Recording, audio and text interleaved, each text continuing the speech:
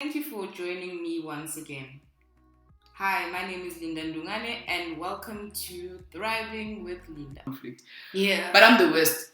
I'll be honest with you, I'm the worst when it comes to conflict. I don't like dealing with conflict. I walk away from it. I'm just, there was a word in November.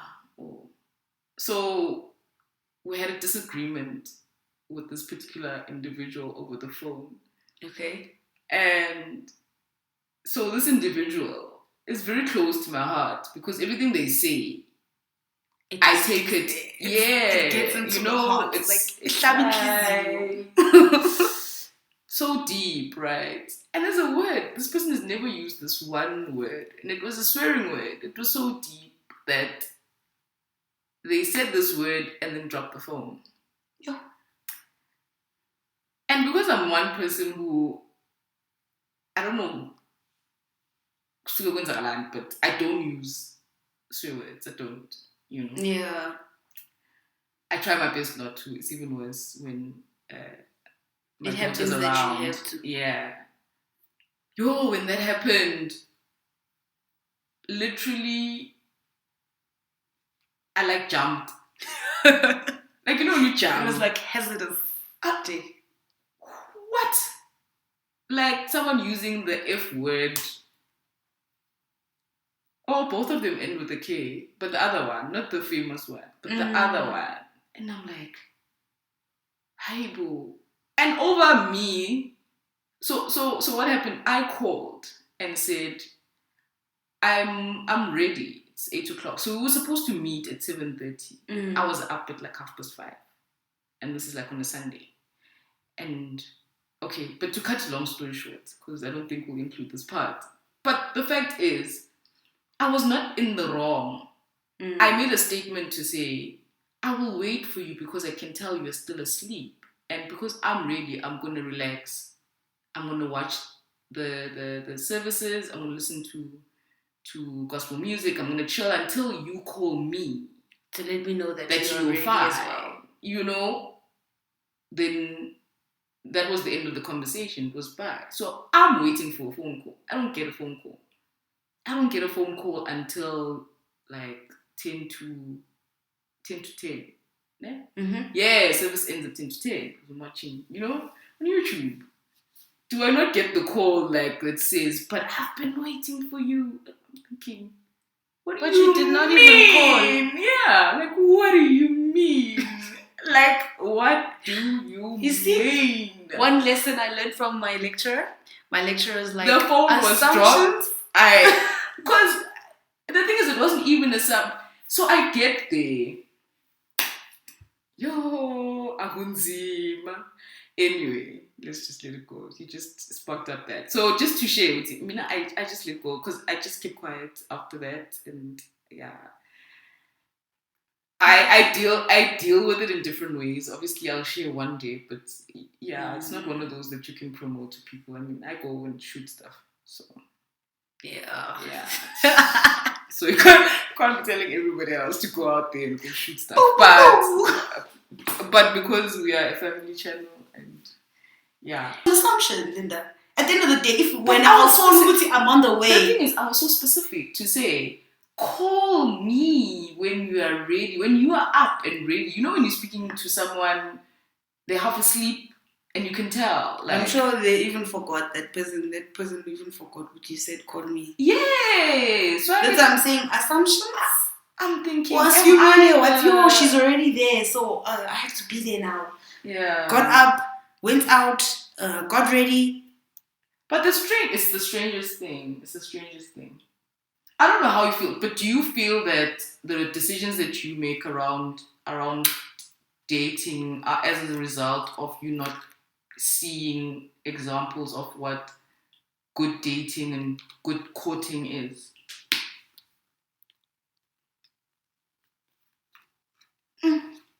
I don't know. That's a tough one. Wait, please repeat that one. So the question is, and I'll share. I'll share. Do you feel the decisions you make around dating are as a result of the fact that you did not experience and see how dating and courting looks like from the women in your life, obviously like our mothers, aunts, because you don't know what that looks like when it's then happening or when you're in it. You're not seeing the full cycle, the process of it unfolding and what then is supposed to happen. Yeah. Okay, I think it's deep, hey? It's deep. It's deep. Linda, you're taking me too deep, mama. It's deep, man. It's deep. It's deep. Relationship with grand. Mara, you see what I mean? You see what I mean? And it's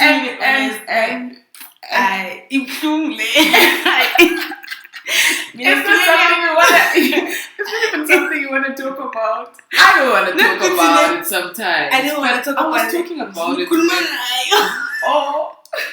Because he been like young affect in reality. And then you get asked the weirdest thing though. You get asked the weirdest thing by strangers as well. Like, so why aren't you married? Young affect. Like I'm still trying to figure out when this person is around. And like, what are they supposed to do? Like, so you have them around, and then what happens after that?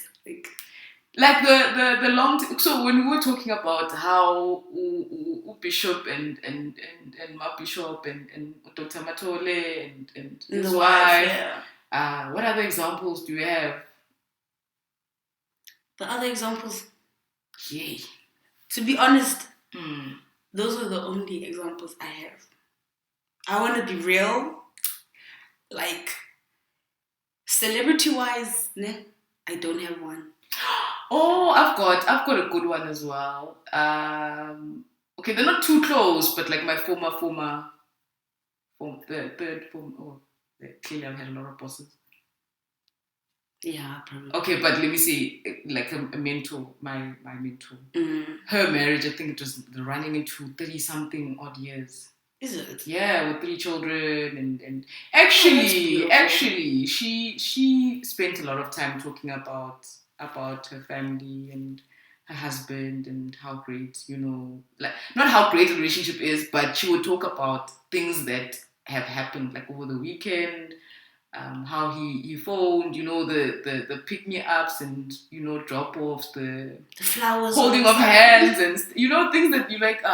Old people do that. It's like so wonderful. Sweet. Yeah, like so sweet. Like, and in my mind, I'm like, I can't relate because it's great. You can do it. It's fine. But because it's not close, I don't know how I would feel about that at your point, like age-wise. Yeah. But okay, that's another good example. And I don't know, man. There's just people obviously that I know that are cool, man, that are married, but the conversations around even the getting to the point where now we're having a conversation about being together. In a solid relationship. So Ulindi is also a friend and a mentor. Ulindi and I were speaking about how so I was spending time with her and she was telling me about her boyfriend. Okay. And how they had what did she call it again? I must remember. But they had a sit down. Mm-hmm. They sat down and they spoke about what they wanted. They put everything on the table and said, I'm this person.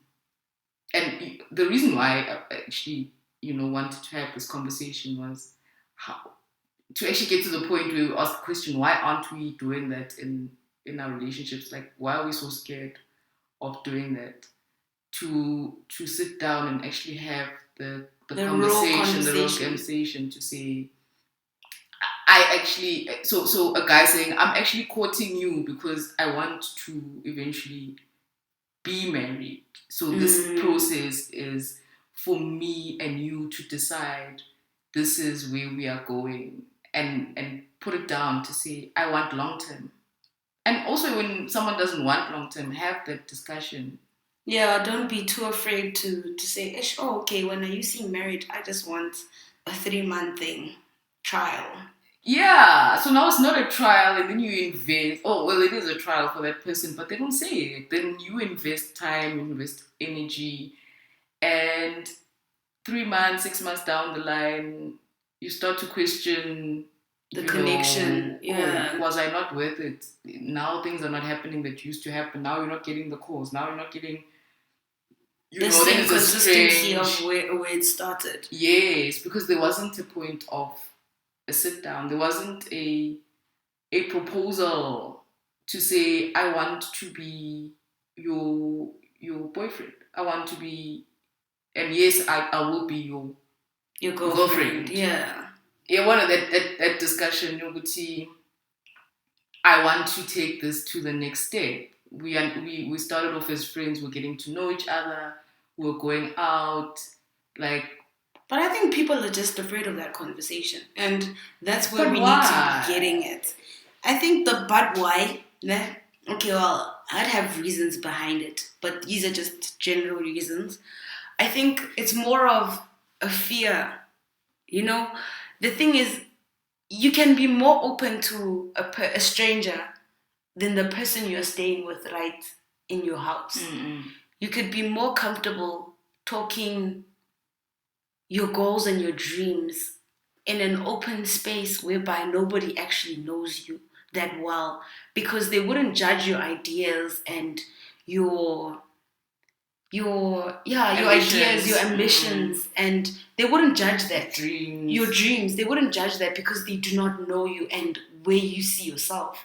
But when it's in a closed space where it's the person you know and the person you'd love to get married to, or the person you find as your sister or your sibling, you'd be scared to tell them those little things because you'd be like, yo, I'd be judged here. Yo, they're just gonna turn me down, or they would just put so much judgment upon it that you even doubt yourself.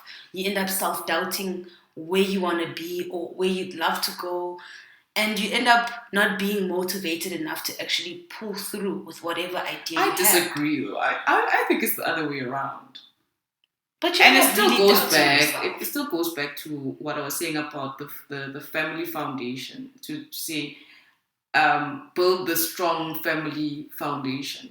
Mm-hmm. Because if you're not doing it in the home, when you go out into the world, but some homes are negative. They're going to slide. But that's what I'm saying. Some homes are really negative. But that's where we need to fix it. Because then the example cannot be outside. You cannot be telling me that people from outside are going to judge you less. They share no blood with you. No, I'm not saying they're gonna judge me less, but it's one of those things. But who comes and carries? Like, who do they phone? You die now. Who's gonna come carry you? They're gonna call family, bro. Exactly. Who's gonna cry the most? It's family. Who like? Yeah, you can. You can place family as the most important, but at some point, some people did not grow up that way. Yes. No, families are not perfect. We're not even, you see, under relationships, family is one of the relationships or the groups of the relationships that we'll touch upon. But I'm not saying that unit is perfect or is supposed to be perfect. Mm-hmm. It's supposed to be imperfect because we are constantly in a state of growth. We are different people. We accept things differently. We've got different personalities. It's everywhere. Like everywhere you'll meet people that are different. But the difference with having that strong foundation that says, you are in a unit that is built on something solid. So my thing is, at family level, it must be solid. Okay. There must be that trust. There must be. And I did say vision, remember? Yeah. Like there must be a family vision. Otherwise, you're going to off ramp. So when a child comes back and says, I was doing karate. Now I'm interested in tennis. Now I think I want to do ballet. Now I want to sing. And why is it that we are able to go through the stages with the child and let them explore and let them share and go out and buy ballet shoes and go out and buy a swimming costume and a cricket bat and run around and drive to all these things, knowing very well that this person is not going to do all of these things for the next 10, 15 years and master all of them. Eventually there'll be that one that is, but you invest in that relationship, right, with the child. Yes, you invest, you encourage, you make sure that whatever is needed at that point is then provided. So I'm not expecting that I must go outside and not get that at home. At home with my siblings, when they ask for something, I must be the one that provides the guidance. I must be the one that says, yeah, why not? Why not? I'm not expecting my friend, to be the one that is providing comfort to my sibling or raising my siblings' dreams and goals and, making sure that you know how great you are. No, it can't be. It's in the world that you stand firm and you stand on high ground and know that you are the head and not the tail, because at home you're told that you are the head and you're not the tail. Yeah. At home you're told you are a leader, you can do this for yourself, because it's at home where they teach you independence. It's at home where they teach you need to go to the toilet yourself. It starts there. It starts there. Yeah, it does. It does start there. They'll come and they'll open the toilet because now you are short at that point when you're starting potty training and stuff. That's where they're teaching you independence. They're teaching you to do for yourself. They're teaching you so that when you're in the world, you're not messing up. You're not someone who doesn't know they must go wash their hands when they, Yeah. Okay, now everybody's telling us to wash our hands like, we didn't know that. But anyway, we know the situation. But it shouldn't be that someone from outside must be the one that affirms me.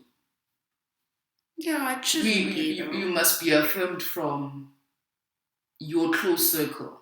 And I know some people genuinely don't have family, genuinely don't have that supportive structure and people that are rooting for them. Some people have turned family into friends. Yeah. And that's how they've been building. Yes, and they're great people, I've got a few that they don't have. And we connect on that level to say, no, man, I'm here. And they're great people. I'm not saying because now they don't have family, they're not great people. These are wonderful people. Mm. I just believe we must be building each other as families, because it's the families that go out into the world. If you think about it, it's people leaving houses that go and hurt other people. Mm. Because in the home they were hurt and they didn't deal with it. Yeah. They didn't speak up to say, I'm hurt. Can we solve this?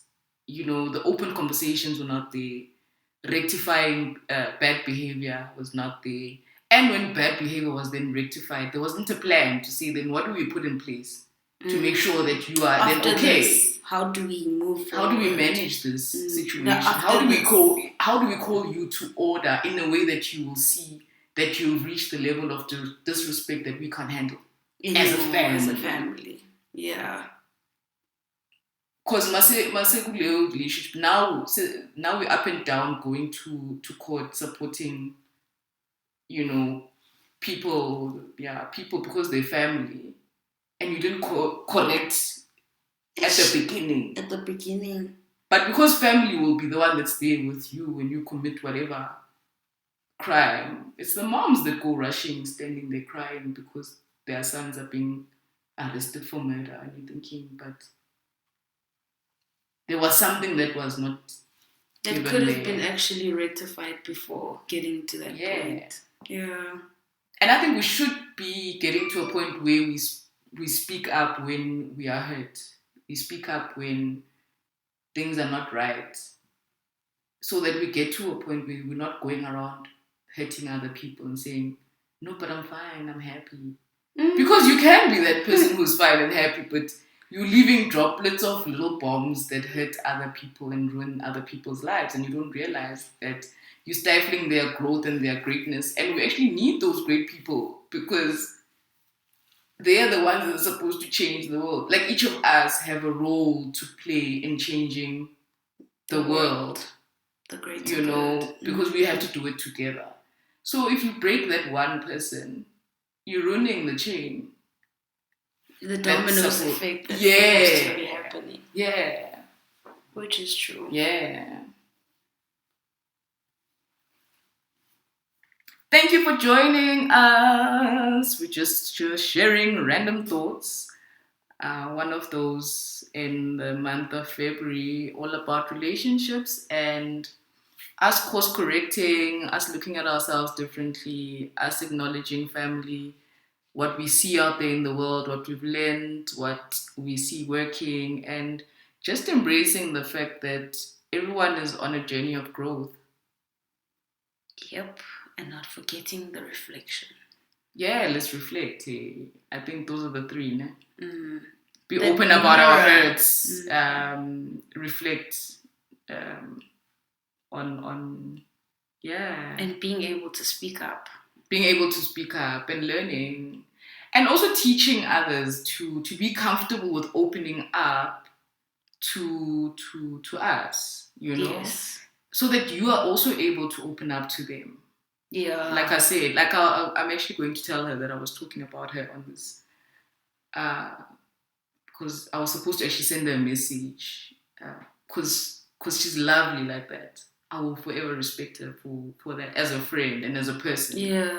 Because there was a point where she called out a very senior individual. Okay, she didn't do it publicly, right? But publicly she raised a question and he couldn't then answer. But in our small setting, she then was able to raise the reason why she asked the particular question was, as a leader and as a man, you need to take accountability for what's happening in your environment. Yeah. Because you are the one that's causing the conflicts amongst the people. So you are the driver of a certain culture that's creating these toxic relationships. And this is how you make us feel. You see, when she then came in with that, I was like, your friend, oh, there she goes. This is how you make me feel. You know? And it's important that we must share with people, this is how you make me feel. And I struggle with that. I honestly struggle with that. I actually saw that on a show, hey? Like, it's a show. That version, Jane, the version. Oh, Jane. They were doing counseling. So, the way that this woman, they were doing therapy. Couples therapy, actually. So, the therapist was like, okay, I hear you guys speaking, but can we do it in a different narrative? Rather say, hey, it makes me feel as though that I'm not important enough, or I am not placing the stuff that are important to me in this way. And then when this guy started explaining with Jane, you made me feel as though I am less important because Michael then became your go-to person to go to, whereas my father just died. And I felt as though you rather took his side than my side, and I am the one who's at burden. And you never noticed that because of Michael. That's how you made me feel. Yeah. And then you see how now it became like such a bigger thing, whereby it actually started so small, but then it actually became big. Because on his angle... Because you're in your feels at that point. In his angle, he literally became invisible. Because all she saw was, okay, no, Michael can fix it. No, he can do it. Because he's a cop. So Michael can fix this. He can do it now. He can go, he can do... Yeah. Whereas... But you get how different the conversation is once you talk about how I feel. Rather than actually playing the game, then you did because the next person becomes more defensive about it. But that's how I became defensive, especially